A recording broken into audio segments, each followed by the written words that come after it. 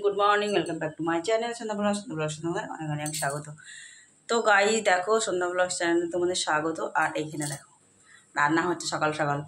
আর guys কি বলো তো, স্নান করে জানো আজকে তোমার রান্না বান্না করে জানো তো যাবো তোমার স্নানে, ঠিক আছে।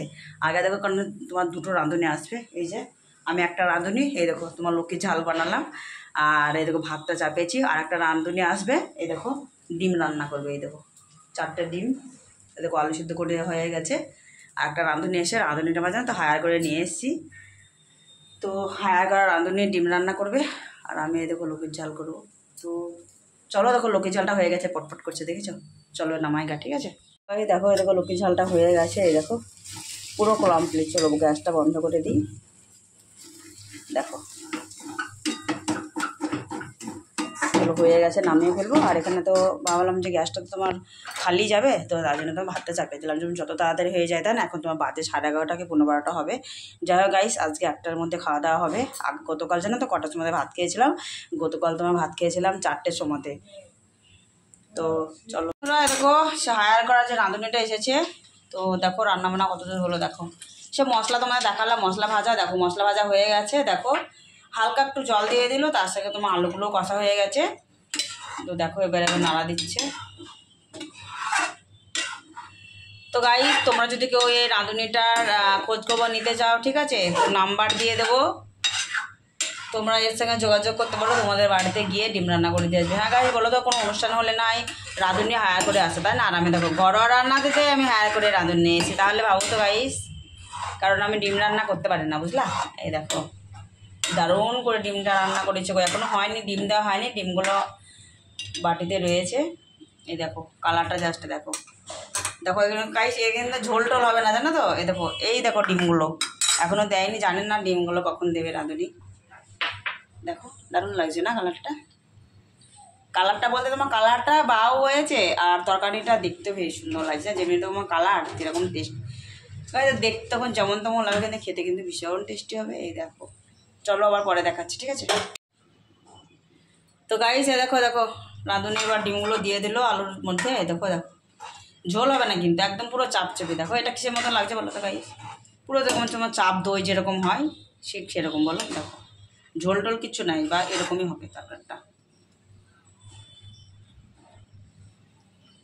খেতে। কাজ কেন ভালো লাগবে না বলো তো। দেখো এই দেখো এই দেখো এই দেখো এই দেখো এই দেখো রাঁধুনি কী রান্না করেছে দেখি, তারপর চলো স্নান করতে যাবো, ঠিক আছে। রাঁধুনি কী রান্না করেছে, এখানে তো ভাত রান্না করেছে, এই লক্ষ্মীর ঝালটা তো ধরো আমি করেছি, কুমড়োর ঝাল আর কি লক্ষ্মীর ঝাল। আর এইখানে দেখো সেই ডিমের তরকারিটা মনে হয়, এই দেখো কেমন লাগছে ডিমের তরকারিটা জানিও, কালারটা জাস্ট, ঠিক আছে। চলো স্নান করে আসি, হ্যাঁ। তো গাইস দেখো এখন রাঁধুনির সাথে ডিম রান্না করেছি, ঠিক আছে। আমি যেহেতু রান্না করিনি, সে রাঁধুনি রান্না করেছে। তারপরে দেখো চলে এসেছি স্নানে, চলো আগে স্নানটা করে নিই, ঠিক আছে। দেখো এই ফেসটা কাটা ছিল শেষ হয়ে গেছে, চলো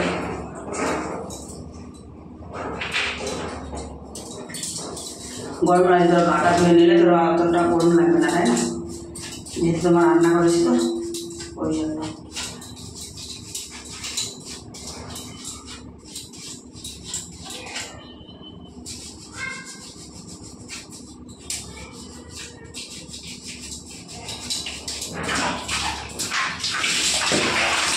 ঠান্ডা জল লাগিস মেঘলা ধরো, ধরো আবহাওয়াটা যদি মেঘলা হয় না, তার জন্য স্নান করতে শীতই লাগে।